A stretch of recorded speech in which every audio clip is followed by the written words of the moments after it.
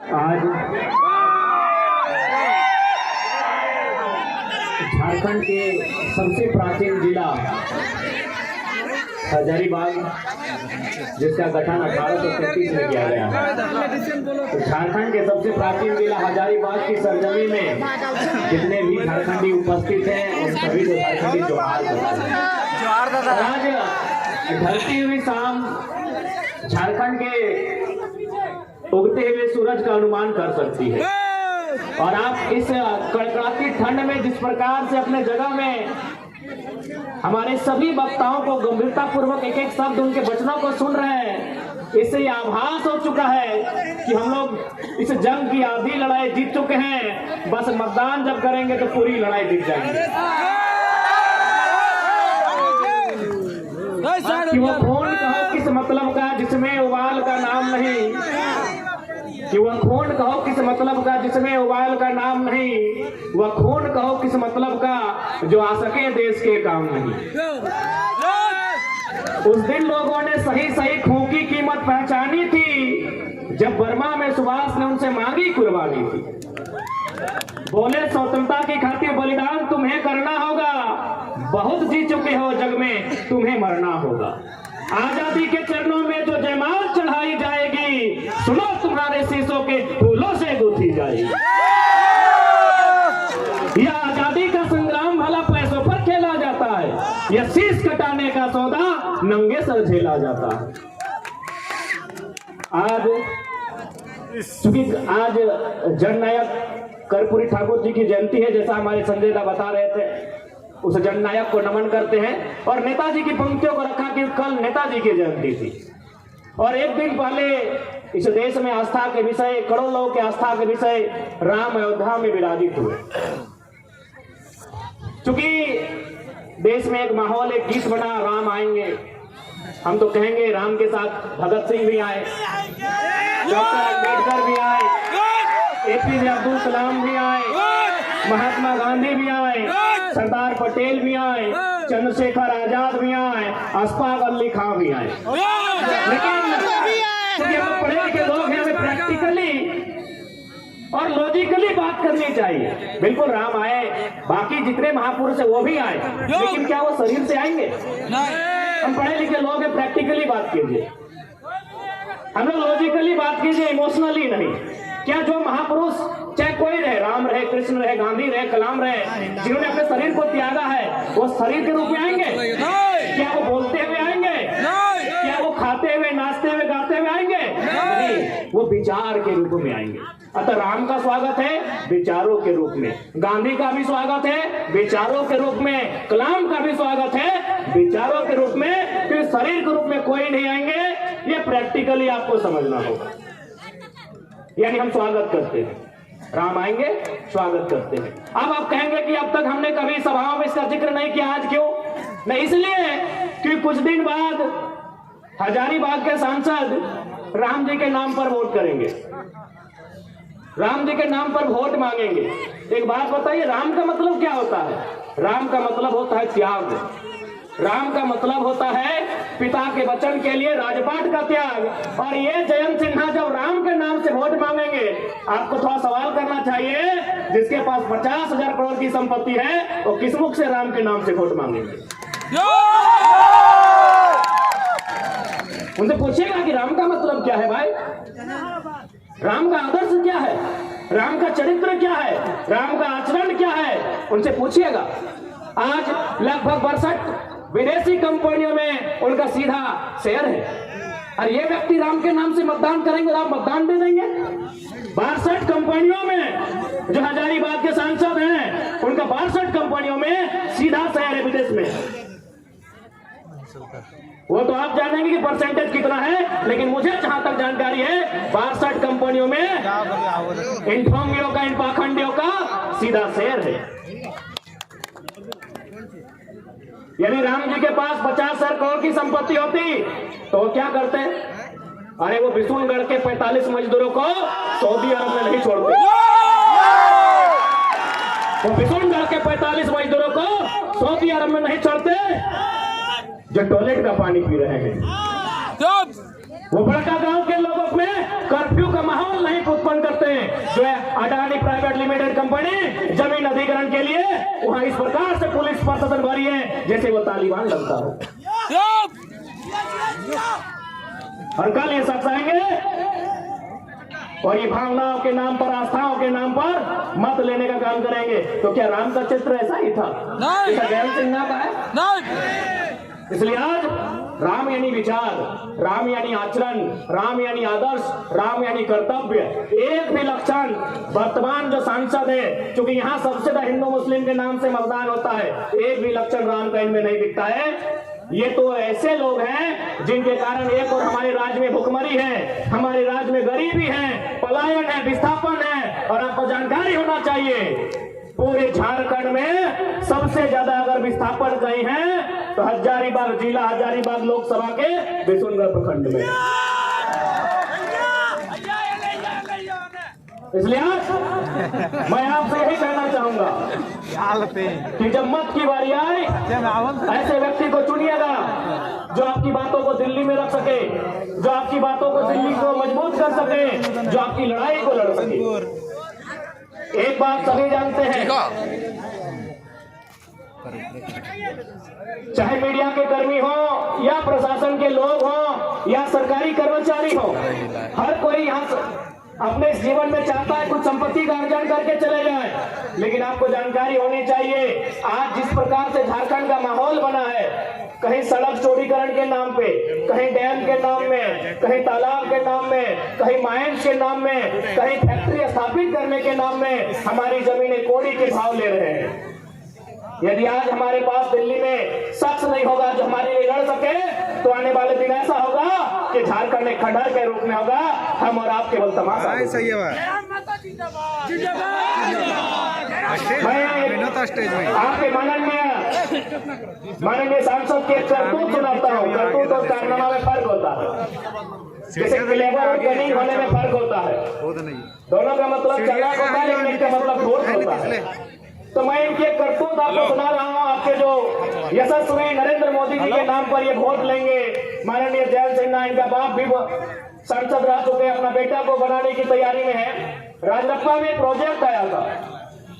आज समझिए कि किस प्रकार झारखंड को खोखला किया जा रहा है, किस प्रकार हमारी बुनियादी ढांचे को बर्बाद किया जा रहा है, किस प्रकार हमारे रोजी रोजगार को प्रदेशों के हाथों बेचा जा रहा है। वहाँ एक प्रोजेक्ट आया था, क्योंकि सांसद हैं, दिल्ली से टीम आई थी तो सांसद की एक कुर्सी लगी हुई थी। सांसद महोदय कुर्सी में बैठते हैं, अंदर जो दिल्ली की टीम आई थी 5 सदस्य या 7 सदस्य टीम थी, उनसे पूछा सांसद महोदय ने, यशस्वी सांसद, आपके लोकप्रिय सांसद, आपके धर्मात्मा सांसद, अब भाई राम के नाम से वोट मांगते हो धर्मात्मा ही होंगे, और आपने दिया है। इस धर्मात्मा सांसद ने पूछा कि ये प्रोजेक्ट कितने में कंप्लीट हो सकता है? बोला सर हार्डली 15 से 20 करोड़ में पूरा हो जाएगा। इस धर्मात्मा, आपके लिए धर्मात्मा, हमारे लिए कहीं ना कहीं ये मानव के रूप में छुपे दानव है। इसने कहा इसको 250 करोड़ बनाइए। आप पता कर लीजिएगा, राजरप्पा प्रोजेक्ट वहां 15 करोड़ में योजना थी, इन्होंने कहा इसको 250 करोड़ बनाइए। यानी जो योजना 15 करोड़ में हो सकती थी, 250 करोड़ किसके लिए? अपन जेबक डालल है, अपने लिए, अपनी पत्नी के लिए, अपनी साली के लिए, अपनी सरहद के लिए।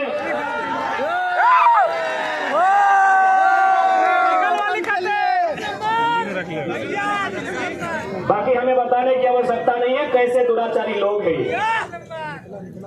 वास्तव में राम भी उनको मानते हैं जो अंतरात्मा से और दिल से मानते हैं। ये लोग अपने पाप को छुपाने के लिए केवल जबान से राम का नाम लेते हैं। अगर वास्तव में राम को आदर्श मानते हैं, मैं आज इस हजारों की भीड़ से, सम्मानित मीडिया बंधुओं के बीच से, मीडिया की बहनों के बीच से हजारीबाग के सांसद को चुनौती देता हूं कि वास्तव में अगर आप राम को मानते हैं तो 50,000 करोड़ की संपत्ति में 1,000 करोड़ रखिए, बाकी उन 50,000 करोड़ जनता को दान कर दीजिए। ये राम का चरित्र हो सकता है, ये राम का आदर्श हो सकता है। 50 कंपनी जो विदेश में चलेगी, आपका वहां 30-35% शेयर रहेगा, और झारखंड में जनता को केवल बरगलाना के ये लोग काम करते हैं। आज झारखंड गरीब नहीं है मेरे साथियों, मेरी माताओं, मेरे बहनों, मेरे बुद्धिजीवी अभिभावकों, इस झारखंड को गरीब बनाया जाता है। झारखंड नहीं है गरीब। इस राज को जानबूझ के ये लोग बर्बाद करने पर तुले हैं और ये हमारा और आपका कर्तव्य बनता है कि इस राज की उन्नति कैसे हो, इस राज का हितार्थ कैसे हो, इस राज को बचाया कैसे जाए और इस राज को अव्वल दर्जे का राज बनाया कैसे। क्योंकि अगर हम स्थानीयता के मुद्दे से आए थे और यदि हम लोग स्थानीयता की बात नहीं करें तो शायद बेईमानी होगी। आज बहुत सारे लोग और साथ साथ राम जी ने तो हमारे 1932 के खतियान को भी मजबूत किया है। राम जी ने हमारे 1932 के खतियान को भी मजबूत किया है। अब आप बोलेंगे कैसे? राम जी का विवाद कब का है? 1528 का है। समाधान कब हुआ? 21वीं सदी में। समाधान किन्होंने करवाया? लोकतंत्र ने। लोकतंत्र ने। तो भाई जब मुगलों के काल की समस्या का समाधान लोकतंत्र में हो सकता है तो हम तो अंग्रेजों की काल की समस्या का समाधान मांग रहे हैं। हम तो अंग्रेजों की काल की समस्या का समाधान मांग रहे हैं। तो राम जी ने जब तमाम विस्थापितों को मजबूती दिया है, तमाम विस्थापितों को जिनका जमीन 50 साल पहले टाटा ने लिया है, डीवीसी ने लिया है, वेदांता ने लिया है, सीसीएल ने लिया है, बीसीसीएल ने लिया है, ईसीएल ने लिया है, एचईसी ने लिया है, हिंडाल्को ने लिया है, मगध आम्रपाली एनटीपीसी ने लिया है, 50 साल पहले लिया है। जब राम जी की समस्या का समाधान 500 साल बाद यही लोकतंत्र का बुनियादी, यही लोकतंत्र का सर्वोच्च न्यायालय करता है तो 50 साल पहले जो हमारा जमीन अधिग्रहण हुआ विकास के नाम पे, जो आज खाली पड़ा है, जो टाटा के कब्जे में है, कहीं एचईसी के कब्जे में है, कहीं हिंडाल्को के कब्जे में है, कहीं एनटीपीसी कब्जे में है, तो क्या हमारा भी अधिकार नहीं बनता है कि लोकतंत्र उसका समाधान करे? बनता है कि नहीं बनता है भाई? हमारे भी बाप दादा ने मात्र 50 साल पहले जमीन दिया है। एनटीपीसी को दिया है कोयला खोदने के लिए, मगध आम्रपाली को दिया है, टंडवा में दिया है, पिपरवार में दिया है, राय बचरा में दिया है, बड़का गांव में दिया है, गोंदलपुरा में देने वाले हैं, लेने वाले हैं। वो कर्फ्यू का माहौल है। यही बिशुनगढ़ में कोणार्क डैम के माध्यम से दिए हैं। तो हमें भी इस लोकतंत्र में उतनी ही आस्था है। तो हमारी भी जमीनें, क्योंकि भारत का कानून भी कहता है यदि किसी कंपनी ने, किसी फैक्ट्री ने आपसे जमीन अधिग्रहण किया है और उस जमीन पर अगर कोई काम नहीं हो रहा है तो बाकायदा राज्य सरकार को चाहिए वह जमीनें रैयत को वापस करना चाहिए। तो लोग कहते हैं भाई अंग्रेजों के काल का है। हमने तो बता दिया मुगल काल की समस्या का समाधान लोकतंत्र के माध्यम से हुआ। अब एक बात बताइए, जो लोग कहते हैं कि अंग्रेजों की काल की समस्या है, अंग्रेजों का कानून है, तो भारत के बुद्धिजीवी लोग बताए तो कि भारत का क्या है? भारत के लोग हमें बताएं। हम लोग थोड़ा कम पढ़े लिखे नौजवान हैं, अभी पढ़ाई लिखाई कर ही नहीं। भारत का है क्या? अरे भारत की प्रस्तावना फ्रांस से, भारत का मौलिक अधिकार संयुक्त राज्य अमेरिका से, भारत का नीति निर्देशक आयरलैंड से, भारत के मौलिक कर्तव्य रसिया से, भारत का राष्ट्रपति संयुक्त राज्य अमेरिका से, भारत की सांसद ब्रिटेन से, भारत का संघीय ढांचा कनाडा से, भारत का आपातकाल जर्मनी से, भारत की संवर्ती सूची ऑस्ट्रेलिया से। तो 1932 अंग्रेजों को कहने चलेगा? ये व्यवस्थाएं अंग्रेजों की, ये व्यवस्थाएं अंग्रेजों की। अच्छा एक बात बताइए, हजारीबाग में अभी डीसी है, डीसी मतलब समझते हैं आप लोग? Deputy collector. अच्छा एक बात बताइए, कलेक्टर का मतलब क्या होता है? कलेक्टर शब्द कहाँ से आया? कलेक्टर शब्द आया है कलेक्ट से। कलेक्ट मैंने क्या होता है? कलेक्ट करना, कोई चीज इकट्ठा करना, जमा करना। तो भाई ये कलेक्टर लोग अंग्रेज के टाइम क्या करते थे? कलेक्ट करते थे। व्यापारियों से, किसानों से लगान कलेक्ट करते थे, खजाना कलेक्ट करते थे। इसीलिए इन्हें कलेक्टर की उपाधि दी गई थी। अब क्या हुआ? एक प्रमंडल चूंकि हजारीबाग में है, वहां आता है डिविजनल कमिश्नर। डिविजनल कमिश्नर समझते हैं ना? यानी प्रमंडल के आयोग। कमिश्नर का मतलब क्या होता है? यानी कलेक्टर जो पैसा, जो खजाना, जो धान चार, सोना चांदी कलेक्ट करके ले जाते थे, उस पैसे को सुरक्षित अंग्रेजों तक, ब्रिटेन तक कमीशन लेके जो पहुंचाता था उसे कमिश्नर कहते थे। कमीशन कहाँ से आया? कमिश्नर शब्द कमीशन से आया है। तो भाई अंग्रेजों का कलेक्टर चल रहा है, अंग्रेजों का कमिश्नर चल रहा है, तो 1932 का खतियान काहे नहीं चलेगा? काहे नहीं चलेगा? फिर बताइए कि हमारी लड़ाई गलत है या हमारी मांग गलत है? जी नहीं, बस हमारे लोगों को जानबूझकर कमजोर बना के रखा गया है, क्योंकि सारा समस्या है यहाँ की खनिज, यहाँ के कंड कंड में खनिज है, यहाँ के पहाड़ में, यहाँ के पर्वत में, यहाँ के पठार में, यहाँ के जंगल में, यहाँ के नदी में। नदी में नहीं समझे क्या? अरे दामोदर नदी को भी लोग चेंज करना चाहता था। ये पैसे के लालची लोग, क्योंकि दामोदर नदी के नीचे मैक्सिमम कोयला है, ये लोग दामोदर नदी के बहाव को बदलना चाहता था। यानी यहाँ के पहाड़ में खनिज, यहाँ के नदी में खनिज, यहाँ के नालों में खनिज, इसीलिए जानबूझ के झारखंड की व्यवस्था को चौपट किया गया है।